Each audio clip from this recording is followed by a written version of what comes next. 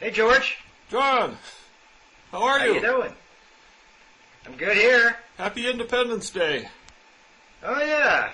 A few days ago. Yeah, we didn't really do much here. It was raining, so I heard about that. Yeah, we didn't see any fireworks. Yeah, we had a great thunderstorm here. It was just before we went out to go to the opera.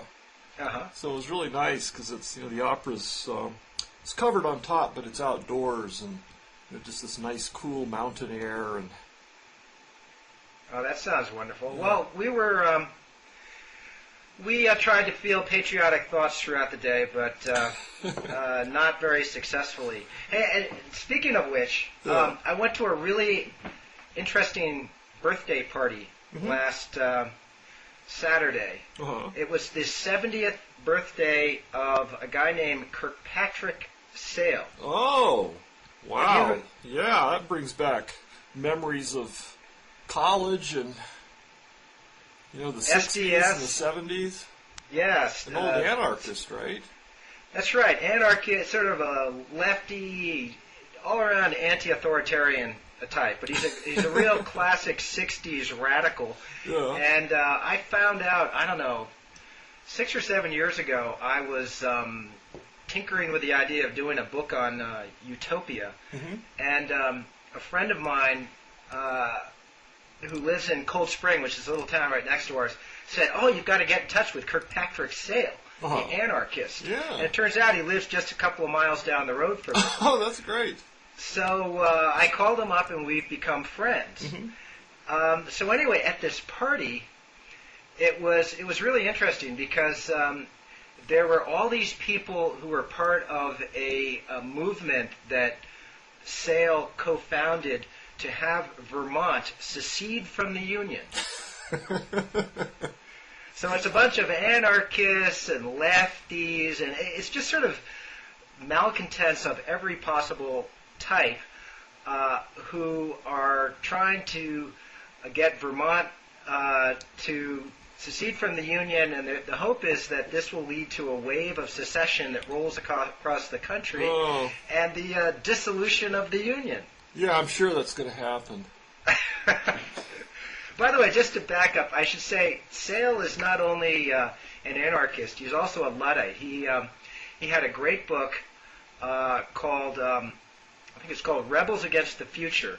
That came out about 10 years ago. That looked at the original Luddite rebellion in England in the early 19th century. Oh yeah, it was Nick Ludd, right? That's right. He was a shoemaker, and he was objecting to the automation of shoe manufacture. I think it was looms. I think it was looms. mills, That's right. The satanic mills of William Blake.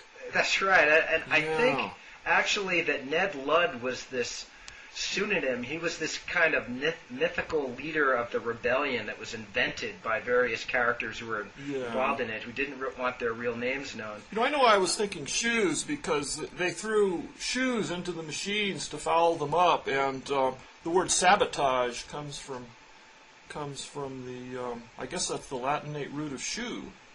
Ah, really? Yeah, I think that's right. George, you're just a font of esoteric knowledge. I'll have to look that up here while we're talking, just to make sure. Well, so anyway, Sale is a Luddite. In fact, he has a new book out that argues that humanity peaked during the Homo erectus era, when we were just happy hunter-gatherers. This is about 2 million years ago. And we had a supposedly egalitarian structure. We just sort of gathered enough food to get by, and had sex and stared at the stars, and died young of horrible diseases, and had bad teeth and so forth. Yeah. But anyway, so you sort of get the picture of where Kirk is coming from. Yeah. But we had this big conversation. People. There was a guy named Thomas Naylor who was also at Kirk's birthday party, who I guess is the co-founder of this secession movement in Vermont. He's I think he's a philosopher from Duke originally, who's moved up to Vermont recently. And, it sort of ties in with the small is beautiful argument that was popular in the 60s and 70s. Yeah, what was that guy's name that wrote the small? Shoemaker, yeah. Yeah. Oh, God. This stuff brings back, this all brings back such memories of college radicalism, but there's also something kind of, I don't pathetic. know. Yeah, that's the word. We've had secession movements here in New Mexico, and oh, really? I mean, some of them have just been joke kind of movements. Like there was this guy, I used to write for this independent weekly that he had back when I just got out of college, before I got a real job, and he was calling for New Mexico to secede from the United States and go to war against Texas to keep all the Texan tourists out of New Mexico. That sounds like a good idea, actually. Yeah, actually. We had the same when I lived in Colorado in the late 70s, and we had the same attitude toward Texans there. Well, did you know, actually a serious secession movement, did you know about Reyes Lopez Tijerina? No. And the Alianza? This was back I was in high school, and they basically announced that the county of Tierra Amarilla in northern New Mexico, a little north of Santa Fe, was seceding from the United States, and there was a little miniature armed rebellion. When was this? Oh, it was there was recently an anniversary. You mean it was in the 20th century? In the papers. Yeah, it was in 1970-something. Oh, or the late 60s, probably. Uh-huh. I should know that. But there were some articles recently in the paper, and they interviewed the original instigator, Reyes Lopez Tijerina, who was organizing them to reclaim the original Spanish land grant and secede from the United States. And it resulted in the Tierra Amarilla courthouse raid, and it's Rio Arriba County. I misspoke earlier. But anyways, this is very old, traditional, beautiful part of New Mexico. It was rather exciting to be in high school and look at the front page of the paper and read, that there was a civil war going on in your very own state. I wonder if they have hooked up with these people in Vermont, because this Vermont movement is starting to get a lot of attention. And even, some big-name intellectuals, John Kenneth Galbraith, really, who, before he died, I think he just died, right? Yeah. He endorsed it. He said he thought it was a great idea. You know what I find interesting about this is that, because I have this, I've been thinking about war and how we can get past war lately. Mm-hmm. By far the most common solution, at least in the 20th century, is that we have a global world government. You hear the phrase one world. Einstein was behind this. Bertrand Russell was behind this. Even such a great intellect as Robert Wright has endorsed the one world concept. Well, yeah, so then you have people like Patrick Sale that are pushing to go in the other direction. Yeah, and, the main impetus of the Vermont secession movement is anti-war sentiment. Well, so it's very left-wing, and usually these things are more right-wing. Yeah, well, so this is another interesting thing about what's going on anti-big government and anti-one-worlders and... Well, so they are trying to be as inclusive as possible, and there are some southern secession movements who have hooked up with them. Oh, great. Who are associated with sort of bring back the Confederacy with some ideas that are generally noxious. Yeah, so along with slavery, is this part of the... Well, I don't know if they want to reinstitute slavery, I hope but not. There's this kind of whiff of white supremacist thinking behind some of the groups who are interested in I'm sure that's true. Secession. God. I mean, I used to sort of steep my stuff in all this kind of studying these right-wing movements and conspiracy theories of history, and so much of it's the same themes that, everything has been taken over by a secret one-world government, and world federation is undermining the nation-states, and it's all part of the protocols of the elders of Zion run secretly by the Freemasons and the Illuminati. Oh, what? Yeah, right. What was the name of your book again? It was called Architects of Fear. Architects of Fear. Yes, I love that book. Yeah, the subtitle was Conspiracy Theories and Paranoia in American Society. I wrote about a lot of these groups, including the ones that think the world is coming to an end at a certain day and a certain time, and you can calculate using the book of Daniel and correlating it with the book of Revelation, and they make these very complex, intricate charts, and it's kind of a parody of reason and a parody of rationality. Well, speaking of which, but surely Kirkpatrick Sale isn't consorting with these types, although some of these southern groups sound very similar because there's a lot of overlap with the old remnants of the Ku Klux Klan, and they believe that the international Jewish conspiracy controls everything. And there are these kind of right-wing. Remember the militia movement back in the 90s of these people who thought that Bill Clinton was the Antichrist, and they wanted to secede from the United States and create these little violent enclaves. So this was the problem that I had with this anarchist idea, this sort of, complete decentralization. Sale with this? Pardon me? Did you confront Sale with I didn't talk to. of this? I've talked to him about it in the past, but at this party I was talking mainly to Thomas Naylor and asking him what you do about, so if you have a world of people who are content to live and let live in their own little settlements and can police themselves, that's fine.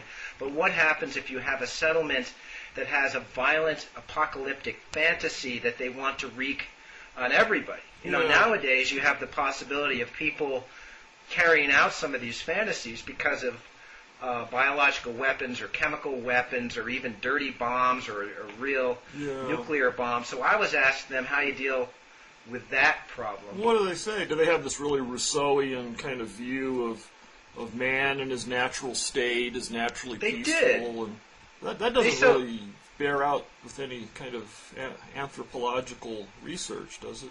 Well, the anthropological research is a little bit ambiguous on that, but these guys, at least one person I was talking to, did seem to have a real sort of Rousseauian myth of the peaceful savage idea. And actually, Kirk Sale's most recent book, After Eden, I think, was very much peddling the idea of the myth of the peaceful savage, the Homo erectus living happily without fighting. Yeah. But, apart from that, we obviously have people who, because of brain chemistry or some kind of lethal ideology that's infected their minds, are quite willing to kill themselves and lots of other people. The more, the better. Yeah. So what do you do? That's the problem that I have with an anarchy worldview. I mean, I want to be sympathetic. There's something. I love the idea of anarchy, and most of the anarchists I meet, I find to be delightful people. I mean, Kirk Sale's really I'm sure they are. To. Yeah, and they've probably deluded themselves into thinking everyone else is equally as delightful. Well, except for the people who are in the White House. Yeah, right. Well, yeah. But, and I guess their answer is, well, look, what we're doing right now isn't working. Yeah. You've got enormous power in the hands of people who are immoral and brutal. Yeah. So let's try something different. Yeah, well, that's different, but I just don't. I think I'm going to post a couple of links on this. This seems like it would be great stuff for the Blogging Heads audience, which my sense is kind of tends to be libertarian. Yeah. And so I'm curious to know what they would think of this. Yeah, it'd be interesting. I mean, I'm someone who just sort of instinctively thinks we need more government, not less. Yeah. Well, you and I are both sort of classic liberal lefties, I guess, who you don't trust. We don't trust the common folk, do we, George? Maybe that's it. Not too flattering self-characterization, but oh, that's okay. I don't think anybody else on Blogging Heads TV trusts the common folk. I think it's really interesting how when you really get to the extreme left and the extreme right, how they kind of come together with a half twist like a Mobius strip, and you get some of the same sort of conspiratorial kind of thinking. And I don't know that Kirkpatrick Sale and a lot of these anarchists really buy into this conspiracy theory mentality, but it seems to often go hand in hand. Yeah, these guys are very rational. I mean, what they envision as utopia is Vermont. So there's a lot of good things about Vermont. Yeah, it's also, maple syrup, Howard Dean. I mean, you can't go wrong. But speaking of conspiracy theories and end time prophecies and all this stuff, this is Science Saturday, remember? That's right. Man, it's hard to stay on topic, isn't it? Yeah, let's continue with this.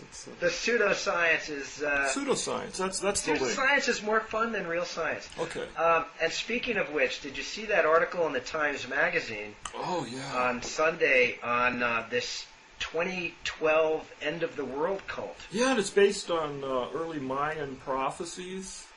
Yeah. Yeah, had you heard of this before? Was that something you got into? Well, I've run into the references to the Mayan stuff, but no, it was new. I had written about, as I mentioned, the fundamentalist Christian doomsday scenarios, and I was struck reading that article in the Times Magazine about how very similar this kind of mentality is, and again, it's this conspiratorial thinking where everything is connected into this tight skein of cause and effect, and in this case, all of history is pre-written someplace in like a little computer program that's going to halt. In this case, 2012. Well, I first heard this 2012 prophecy from a guy named Terence McKenna, who is I met him while I was doing research for rational mysticism, and he was this psychedelic philosopher who had a cult following. He wrote these books that had all these tales of wild trips that he'd taken all around the world on every possible substance. And he said that during one extended hallucinatory journey down in South America, he came up with something called the time wave theory, which was a theory of the ebb and flow of novelty in world history. So McKenna thought that the central value of history and existence wasn't religion. Some religions might say it's to have a net increase in love and altruism through the world. McKenna thought it was the production of weirdness, of novelty. And, he had this inspired vision, and he got into fractal mathematics and drew on all these sort of scientific disciplines. The dimensions of the Great Pyramid of Giza, they usually manage to weave that into these things. Oh, yeah, so it was a little bit of this, a little bit of that, and he came up with a mathematical prediction that the shit was going to hit the fan in a really serious way. There would be a tremendous spike in novelty in 2012. Spike in novelty.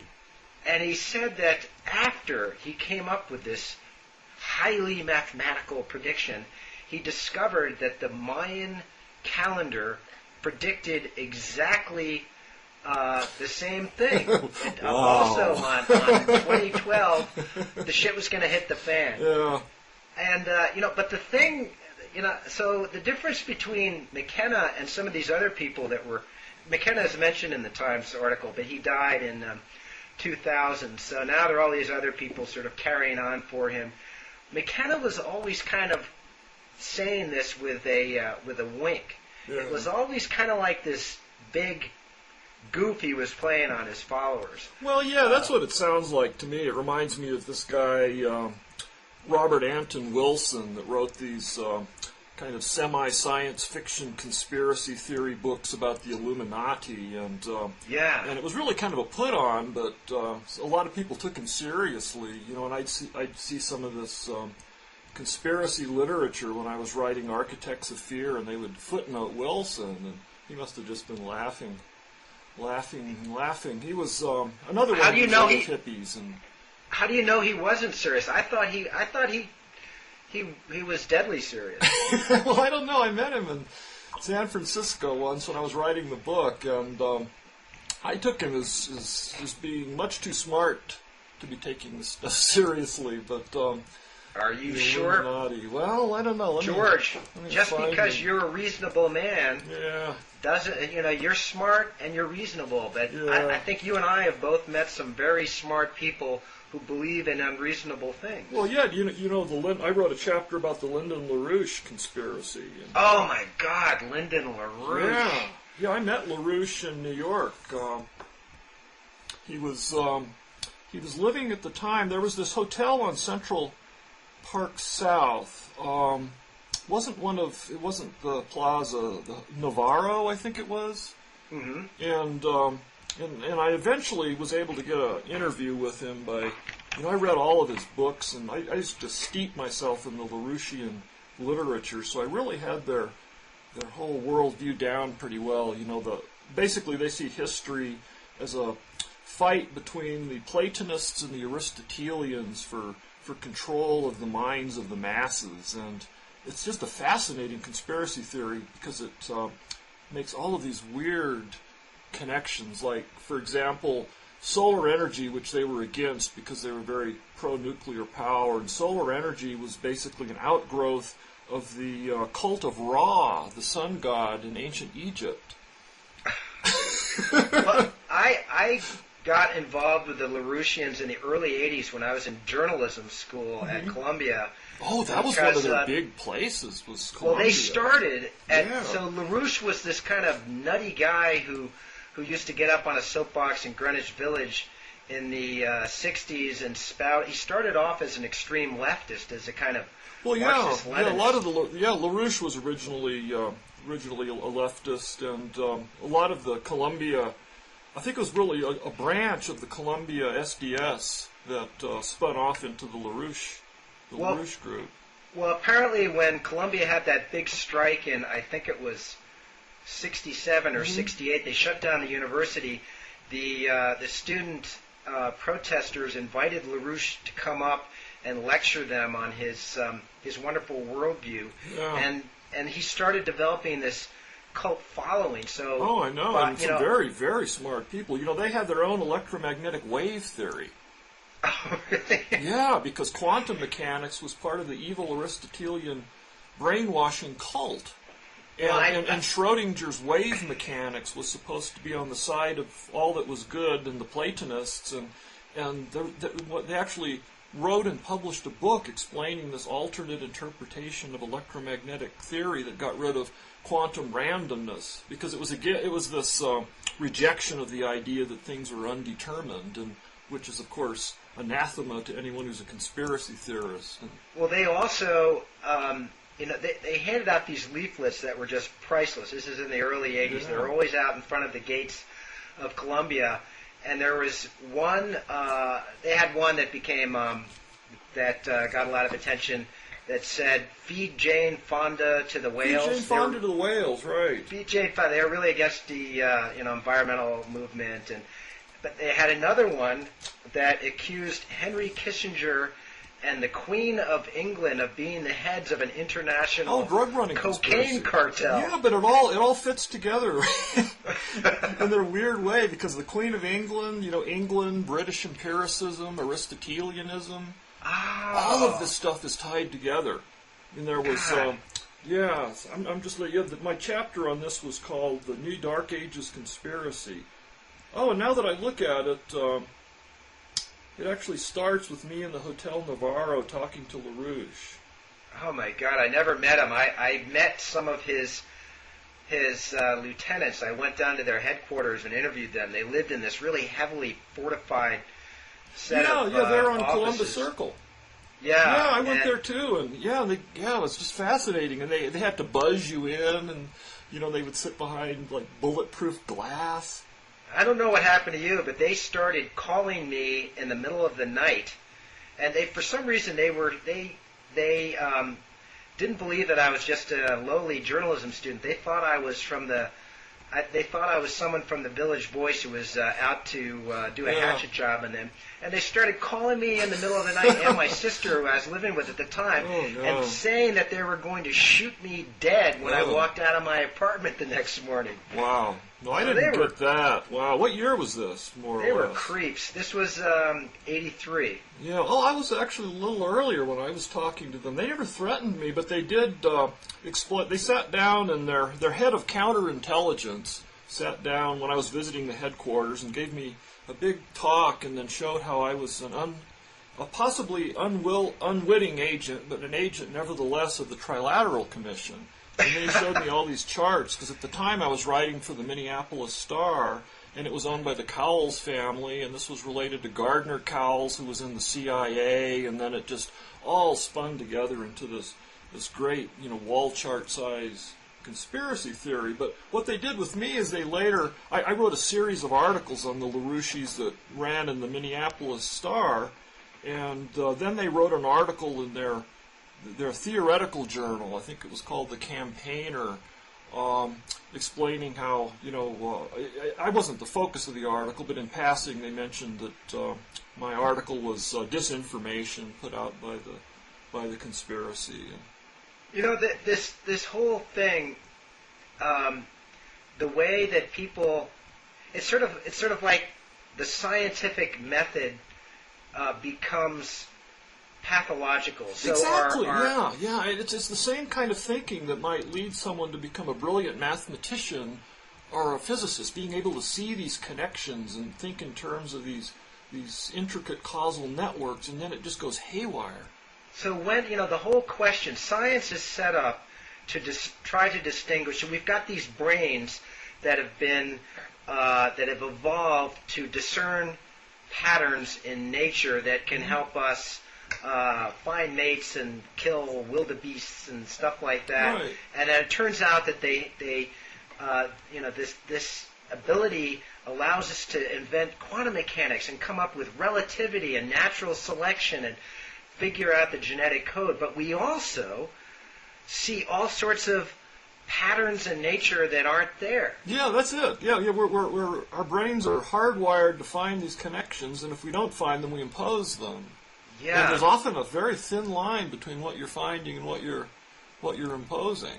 And of course, what's the difference between, it's easy to laugh at a conspiracy theory that puts the Queen of England and Henry Kissinger at the head of an international drug cartel, but all religions are really conspiracy theories.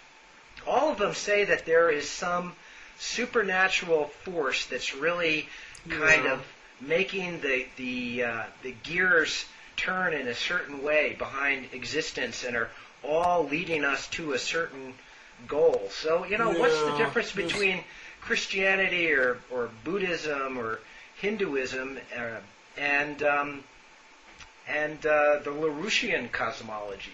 Well, I guess I'd go with that as far as like talking about fundamentalist Christianity, which is very much like a conspiracy theory when they make these intricate charts predicting doomsday scenarios, or Hal Lindsey's old book, the late great planet Earth, in which he came up with what was basically a conspiracy theory of history that recorded with the Book of Revelation. But a lot of people who are religious, it's a much more dilute anyway. It's more benign. Yeah, it's certainly more benign and less specific. And I always got the feeling that a lot of people who belong to these fundamentalist churches or evangelical, real hardcore evangelical churches, they didn't necessarily buy into a lot of this, fundamentalist theology, which, a lot of it came out of the Schofield Bible, which has got more footnotes than it does Bible verses, and is ironically considered to be a literal interpretation of the Bible. But, you look and see just how much interpretation has gone into it. It's really, really ironic. Well, going back to this 2012 prophecy. Yeah, right. So one of the people that was mentioned in this Times article is a guy named Daniel Pinchbeck, who I guess has a new book on 2012 and the Mayan prophecy, and all that stuff, and he pulls in UFOs and crop circles. Yeah. I met this guy about, he was sort of this freelance writer in New York. I think he's about 40 years old now. So he was this young guy who was sort of part of the downtown intellectual scene in New York. And then he discovered psychedelic drugs, and he took massive amounts, and he went to Africa and participated in shamanic ceremonies, and he took a lot of this stuff called ayahuasca, and he took LSD and went to Burning Man, and he sort of recreated himself as a postmodern shaman. And so I had lunch with him once, and I did a couple of events with him. Because rational mysticism, I was writing about psychedelics too. And I mentioned before Terence McKenna, how he had this sense of irony and humor about what he was saying.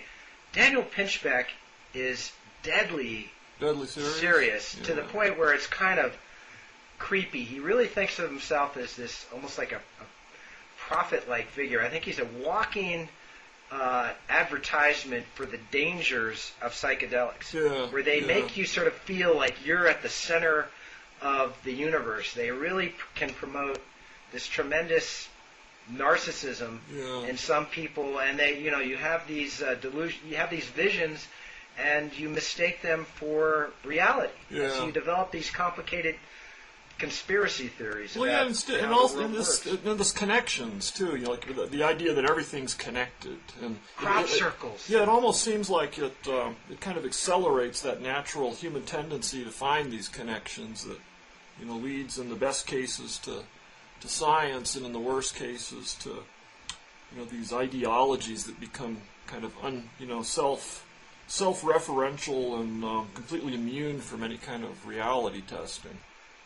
Yeah, I guess the big question is whether, is there any conspiracy? So, the flip side of a conspiracy theory at least gives you, even if there is an evil demiurge, that's the evil god of Gnosticism, it's called the demiurge.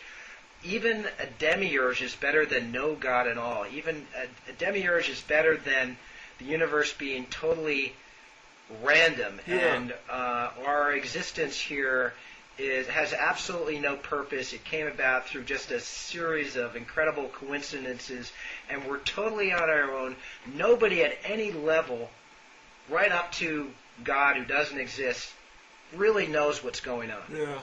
No, I think you hit the nail on the head. It's really this fear and revulsion that nothing's in control, that things do happen randomly, and whether it's the LaRouches who were objecting to quantum mechanics for that reason, or it's there was this guy who wrote None Dare Call It Conspiracy, which was one of the real right-wing conspiracy theory tracks of several decades ago, and he would refer to what you and I would take to be reality as accident theory.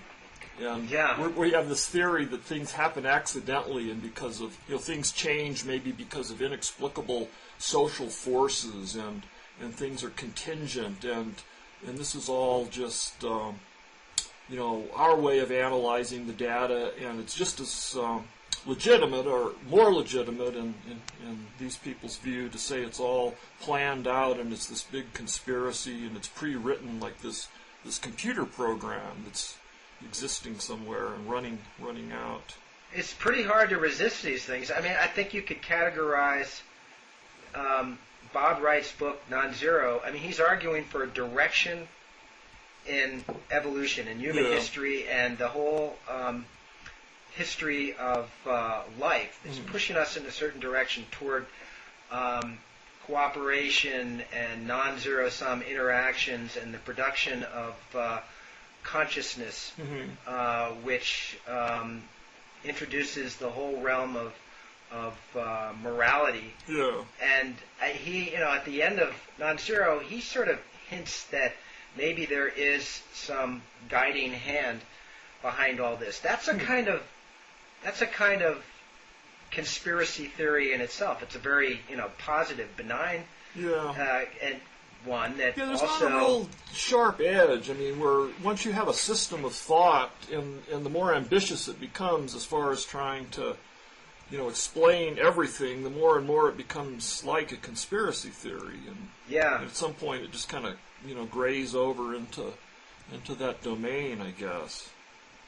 Yeah, I guess I have my suspicions sometimes. Well, yeah, I mean, you can, that doesn't mean just because you think conspiracy theories are ridiculous, it doesn't mean that there are real conspiracies.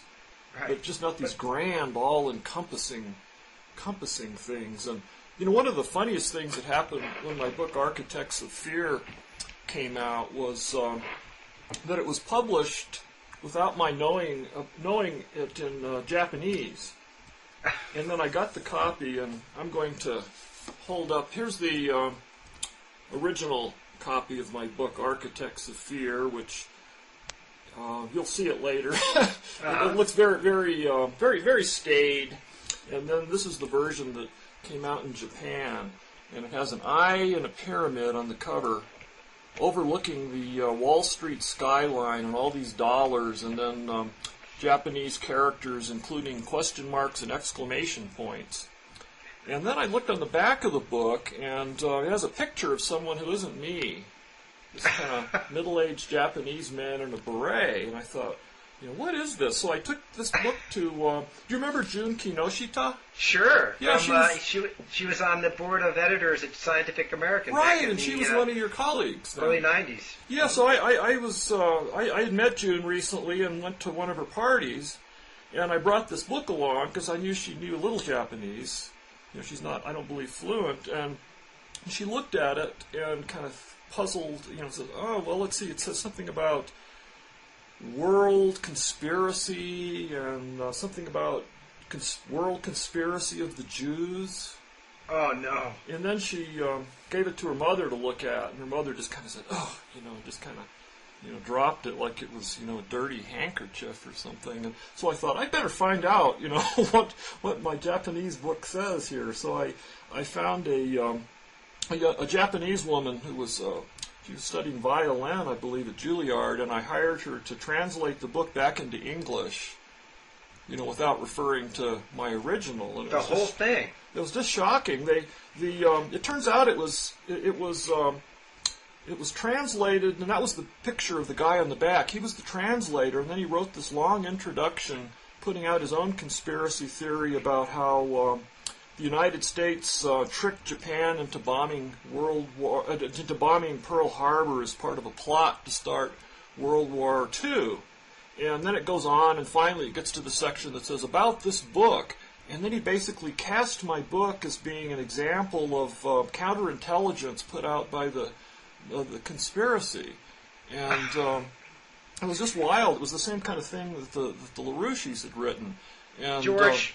They changed the title to something like "The Conspiracy That Runs the World," and it's I have it all on my website if anyone's curious to see. But it was really shocking.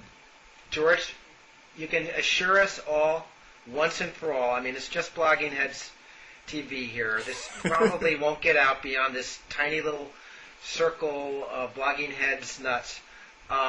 You're really not part of the Trilateral Commission or the CIA disinformation campaign? I'd sign a sworn statement. Okay. I'll swear it on a stack of Bibles. Okay, I trust you. By the way, I want to say before some smart-ass Blogging Heads listener says it, that I recognize that there is an irony in my making fun of these people who are making apocalyptic predictions since I wrote a book called The End of Science. Well, yeah, I wasn't going to. But The End of Science, as anybody can recognize if they read it, is extremely rational. It is based absolutely on what science tells us, has nothing in common with any of these crazy end-of-times prophecies. No. You don't think it's a parody of reason? Like the conspiracy theories? This grand... I mean, how is it different? I mean, you were saying that Bob's the great non-zero conspiracy, right? Yeah. So this is the great end of science conspiracy? Well, see, mine is actually the flip side. I'm saying that we've all become we've all started worshiping at the myth of infinite scientific progress, and I'm just pointing out that this is a myth, and it's not based on a reasonable interpretation of what science has actually told us and of current trends in science. Yeah, yeah. That's my story, and I'm sticking to it. Well, while we're kind of treading along the edges of philosophy of science, did you read the comments to last week's conversation? Yeah. I think we should have a moment of silence for Karl Popper, who's dead. Yeah, boy, people, there were some mean comments about Karl Popper. Was that? Well, I don't know. I mean, one thing, people seem to think that we only knew, like our entire knowledge of the philosophy of science started and ended with the late Sir Karl. But, so I thought maybe, we should talk a little more about alternate views of philosophy of science, like the Duhem-Quine hypothesis. And, you're on your own there. The philosophers I know pretty well are the ones that I interviewed for End of Science. So it was Kuhn, Feyerabend, and Popper, and then my knowledge falls off pretty rapidly. Yeah, well, Willard Quine was, in I guess it was Pierre Duhem, it was kind of this idea that there's no such thing as a decisive watershed experiment, because every experiment is designed, carried out, and conducted within this vast framework of knowledge that includes your theory of the experimental device itself. And in a way, this has certain kind of, at least in imagery, and overlap with this idea of conspiracy theories. And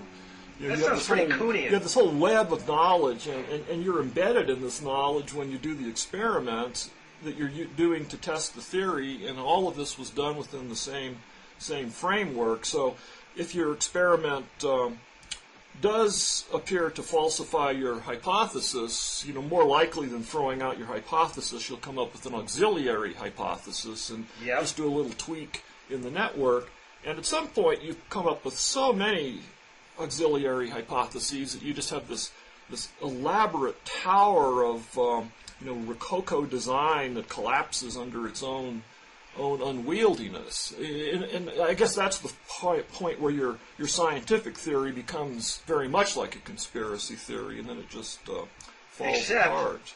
I think the Rococo nature of certain theories is part of their appeal. So if you look at psychoanalysis, for example, it's got so many moving parts. Yeah. And I think the reason it was so persuasive to lots of people was because it somehow, in a qualitative sense, seemed to match what people feel is the immense complexity of their brain. So whether it's true or not is less important, that it's just really complicated in a way that our brains feel complicated. Well, yeah, and if your model turns out to be as complicated as what it's purporting to explain, it doesn't really explain anything, right? Yeah. Well, that's like that Borges story about the, what was it? I think it's the Japanese or the Chinese emperor who asks his minions to create a map of his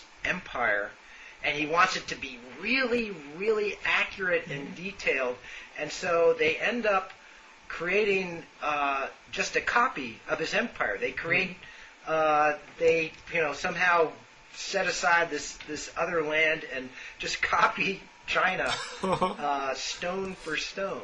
So the map is the territory. The map is the territory, literally. Yeah. Now, see, that was, in Fire in the Mind, I think that was one of my epigraphs. The map is not the territory. It was a quote from this guy, Alfred Korzybski. Yeah. I think he was an old information theorist. Well, here's where we get into the difference between us. I as I said, I think in one of our first blogging heads, I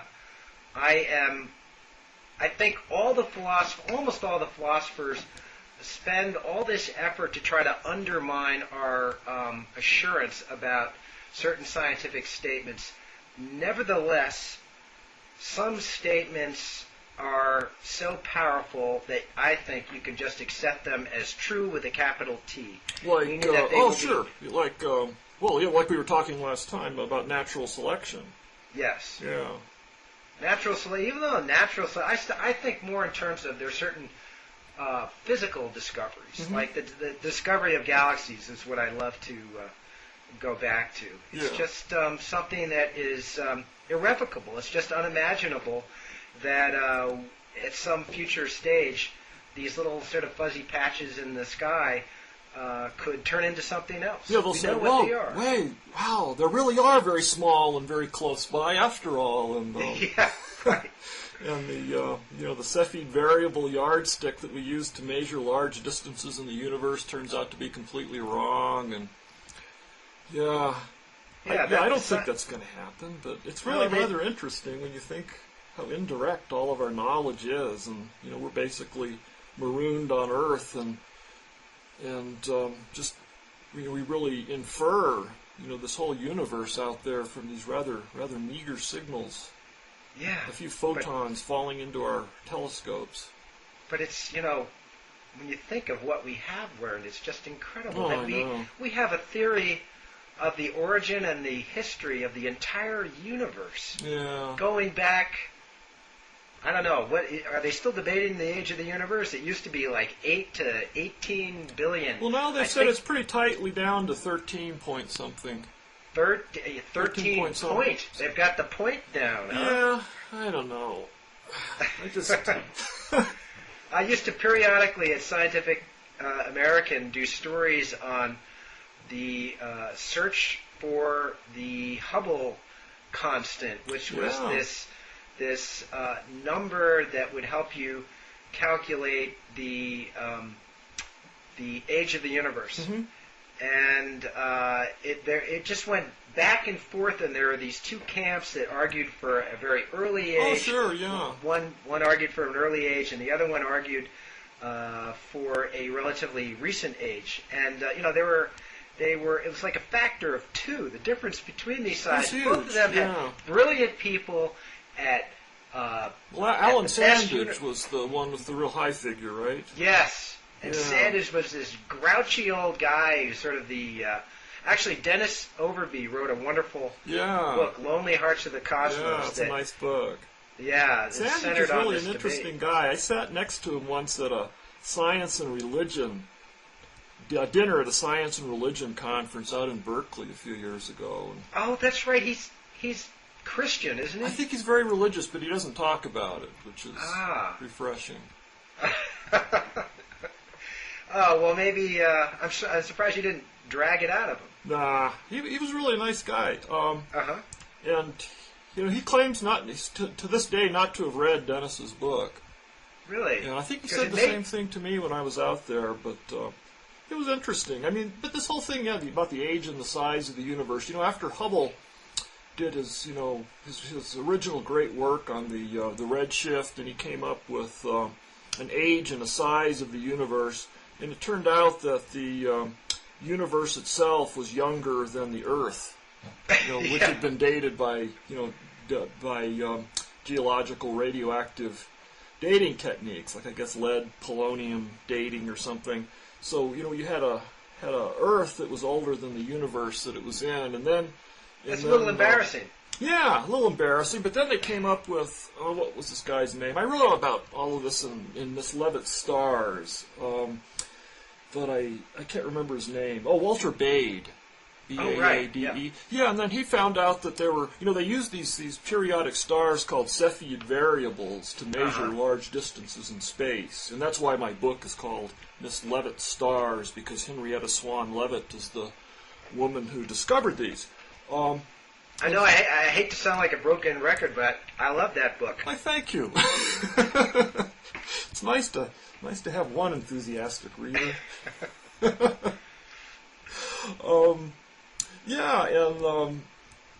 And then Walter Bade or Body or however he said it was really an interesting story because he was at Mount Wilson Observatory during World War II, and he was German and was considered under the the protocol of World War II, an enemy combatant, and he was restricted in his movements around the country apparently.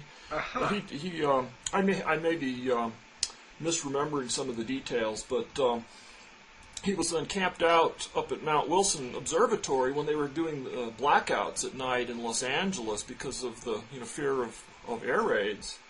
And so he was able to get an even blacker sky than you got on Mount Wilson then anyway. And he was making these observations, and that's when he found that there were two kinds of Cepheid variables, and that Hubble had been lumping them into one basket. And once you separated them out, the size of the universe and the age doubled overnight. So now the universe was older than the Earth. So. It's an auxiliary hypothesis, though. That's one that's hard to fix with an auxiliary hypothesis. I would suspect that. I think probably the most exciting scientific finding that's occurred since the end of science was published is that the universe is accelerating. Yeah. So that was really nobody had expected that. I think it's still a little bit wobbly. I think it's possible that could be overturned. But what I would expect, I would think that the Big Bang theory will never really be overturned. It's sort of this idea that the universe had a beginning, was small and hot and dense, 15 billion years ago, and it somehow exploded into being.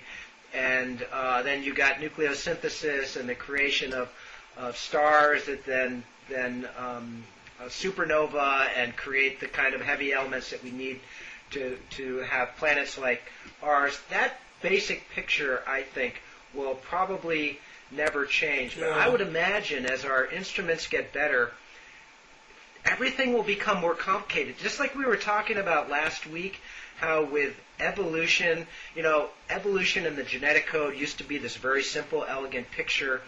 And now, as we look at things in more detail, everything is becoming much more complicated. Yeah, more subtle. And it's harder to, the sort of elegant, simple picture is falling apart. And I would imagine the same thing will happen in cosmology and astrophysics. Yeah, I don't know if I'd say falling apart, but, in a way you have to have the simple basic core truth kind of remains, but there was all these embellishments and... or not embellishments so much, but subtleties and adjustments. But it still, basically comes down to the core of, variation by whatever means and then selection. Right. Yeah, but, it's funny that... It was something you said about, you were saying about natural selection last week, that the amazing ability it's had to absorb every challenge into the framework, and that's certainly true of the Big Bang Theory, too. You think, how it's changed utterly from the original, the original conception of the Big Bang Theory. And, first you had the fact that it couldn't explain the smoothness of the universe, and then you had Alan Guth coming up with inflation, where all of a sudden, in the early microseconds after creation, everything starts wildly expanding, and then it stops, and then this spreads things out, and you get the smoothness that was missing, and then later it appears that maybe the universe is too smooth and we can't explain how galaxies formed and clumped together. So then you throw in a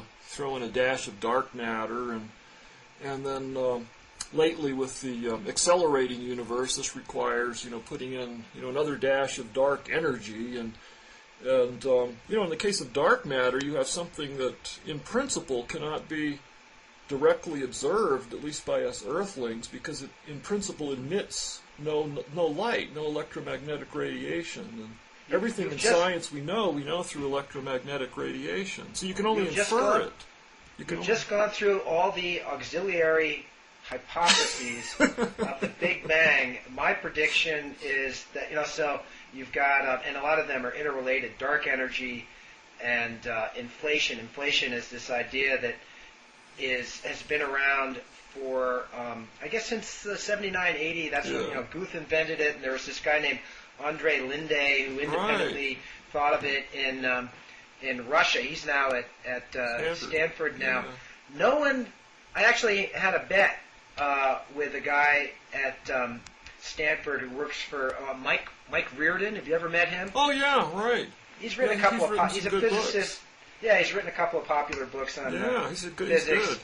And I saw him in the late 90s after I think it was one of the first big, precise measurements of the cosmic microwave background, and some people were claiming it was a confirmation of inflation. And I said, I bet him that, and he thought that Alan Guth was going, or somebody was going to win a Nobel Prize for inflation very soon. And I bet him a case of California wine. I actually mentioned this in End of Science, so it must have been the mid-'80s that nobody would win a Nobel Prize for inflation within 5 years, because inflation is entirely built on circumstantial evidence. There is no hard evidence for inflation. I won that bet. It's still the case that nobody has won a Nobel Prize for inflation, because I think inflation isn't seen as a legitimate theory now. It's sort of in the realm of parallel universe theories and superstring theory. Is that right? I thought inflation was still very, very entrenched in cosmology. No. I mean, here's the problem. There are a million versions of inflation. Inflation is just infinitely flexible because it's based on hypothetical physics that can't be verified in particle accelerators.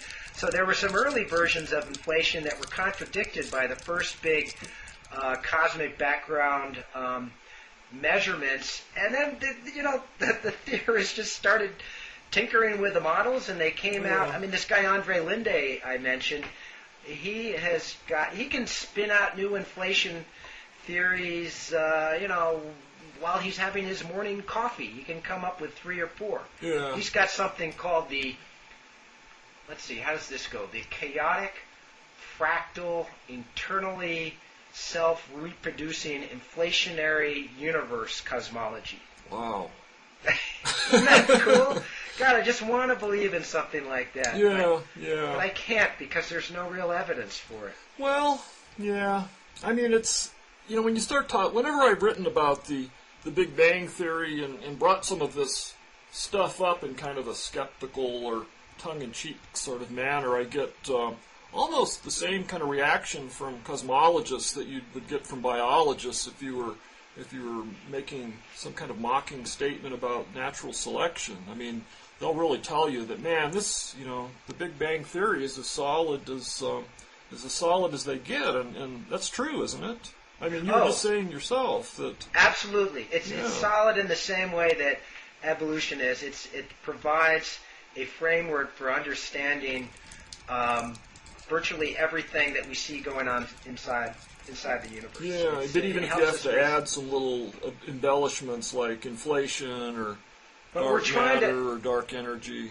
That's right. Those things, and especially inflation, they are trying, the problem with the Big Bang, it sort of gives us the universe as a fait accompli, and we want to know, well, why? Mm-hmm. Why does the universe have this particular density? Why is the expansion rate this number and not some other number which wouldn't have allowed our existence? Mm-hmm. So, some people bring in the anthropic principle. We've talked about that. The universe is the way it is because if it wasn't, we wouldn't be here to observe it. Right. But inflation theory is an attempt to get at this arbitrariness of the universe. Mm-hmm. And, I understand the motive. It's just, it's not persuasive. So I think that the Big Bang Theory might always leave us with this arbitrariness problem. Yeah. And to me, it's just not a problem. I mean, the universe is what it is? Yeah. I mean, it just doesn't... I don't know. I kind of think it's pretty strange. Yeah. Hey, George. You mentioned about the Big Bang being so entrenched, and I just got a book, or the galleys of a book the other day. It's called Endless Universe. A New History of the Cosmos by Paul Steinhardt and Neil Turok. Paul Steinhardt was one of the... Beyond the Big Bang. He was credited with being one of those independent discoverers of inflation. Oh, he's the Albert Einstein Professor of Science at Princeton, and Turok is Chair of Mathematical Physics and in the Department of Applied Mathematics and Theoretical Physics at Cambridge. And I haven't read the book yet, but on the back it says, the Big Bang Theory, widely regarded as the leading explanation for the origin of the universe, etc., etc. Over the last 3 decades, the theory has had to be revised repeatedly to address such issues as how galaxies and stars are formed, etc., etc. In Endless Universe, 2 distinguished theoretical physicists present a bold new cosmology. They contend that what we think of as the moment of creation was simply part of an infinite cycle of titanic collisions between our universe and a parallel world. Ooh. And they're talking about brains, B-R-A-N-E-S brains. Yeah, sure. That's superstring theory. Right. It's not. We don't have strings now. We have membranes. Yeah, like multidimensional membranes. Like I guess a brain. Like if the string is a one-dimensional mathematical object vibrating in several other dimensions, you can have like a 5-dimensional bed sheet, sort of like flapping in 6 dimensions or more. But hey, do these guys say anything about 2012? No. Come on, these guys are really... I know. Yeah. Look, I met Neil Turok. I went to this wonderful conference in Sweden back in 1990, and Stephen Hawking and all these great people were there. Yeah. And Turok was there, and he's a young guy then. He must still only be in his early 40s. Yeah. But very smart. But he was somebody, back then he was promoting something called textures, as I recall, which was that galaxies were formed because there were these knots in space-time left over from the Big Bang. So actually, knots in space, if it wasn't matter itself. Yeah. It was these kind of irregularities in space-time that you get supposedly from left over from the Big Bang. Okay, and so he was pushing this thing really hard. And I remember, again, one of these big satellites came out with all this data on what was happening in the early universe. And he had said, textures is dead if the data don't show this. Well, the data didn't show that. And so then a colleague of mine at Scientific American, then Corey Powell, called Turok and said, so textures is dead. And he gets struck. No, actually, I redid some calculations, and I think, textures actually can still work in this different form. These guys are almost like too clever for their own good. So when Neil Turok, actually what it sounds like is this endless universe idea. That's what Andre Linde was talking about with his infinitely self-reproducing, chaotic, inflationary, fractal universe. Yeah. It sounds to me like they're peddling something very similar. I don't know. I'll have to ask. Next week I'm going to talk to Sean Carroll on Logging Heads. And we can ask him about this. I'm envious. Hey, I ask him if he thinks, I've got this bet with Michio Kaku that nobody will win a Nobel Prize for a superstring theory or any other quantum gravity theory by the year, I think it was 2020. You're such a gambler, John. $5,000 bet. And, no, wait a minute, $1,000 bet. No, I never would have put up $1,000. Really? Well, $5,000. Yeah. But, so ask Sean what he thinks. Ask Sean if he thinks, actually tell Sean that if he wants to, I'll have a side bet with him on that. Oh, okay.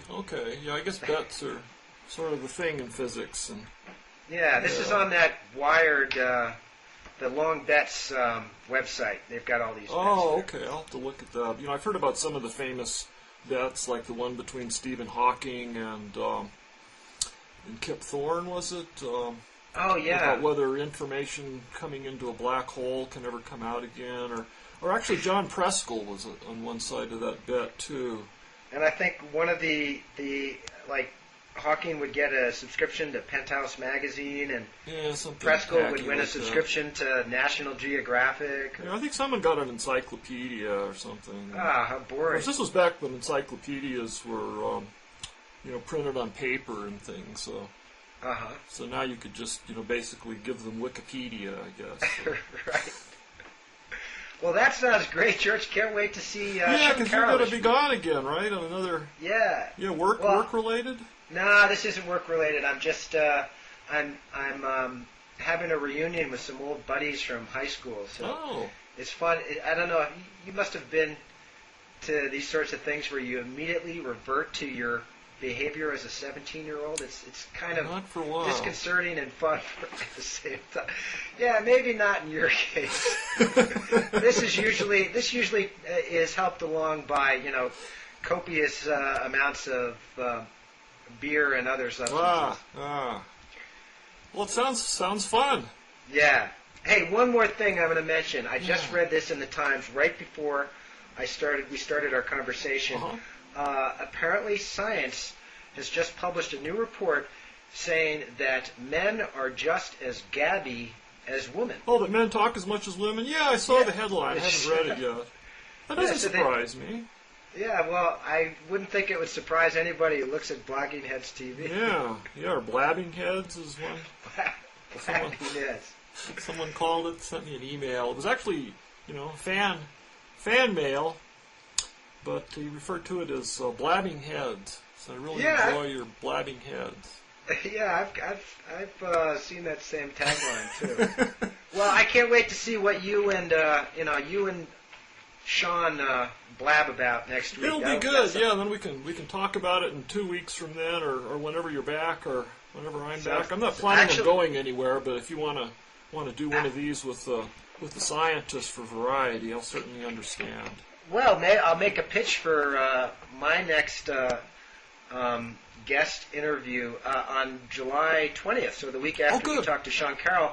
I'm interviewing P.Z. Myers, who is the flame-throwing blogger on the site Pharyngula, I think it's called. He's a biologist at the University of Minnesota.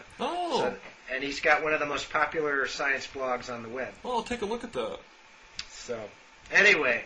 Sounds good, John. Somehow we've done it again. We've managed to go through more than an hour and talking about, I'm not sure what, but 2% science, the rest, whatever. It's pretty diffuse. Yeah.